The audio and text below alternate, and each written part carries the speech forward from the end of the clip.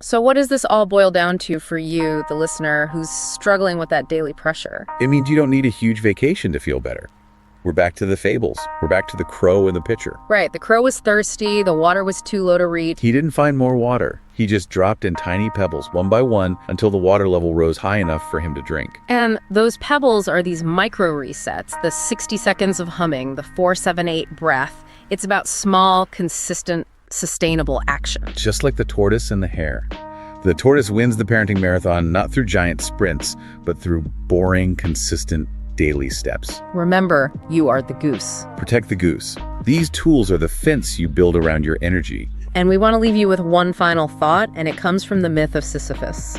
The man cursed to roll a boulder up a hill every day, just for it to roll back down. It's the laundry, the dishes, the emotional labor, it's endless. But the real curse of Sisyphus, the thing that causes burnout, is a belief that you have to get the boulder to the top, that you have to finish it to be worthy or to find peace. But the top doesn't exist. It doesn't. The real lesson, the path to sanity, is finding peace during the push. It's about accepting the cycle and regulating your nervous system while you are still pushing the rock. So we have a challenge for you. Right now, tonight, try one 60-second technique. The 4-7-8 breath, the thought stopper. Just one. Use it during your most common stress trigger and just see what happens. Just one pebble in the pitcher. That's all it takes to start feeling a difference.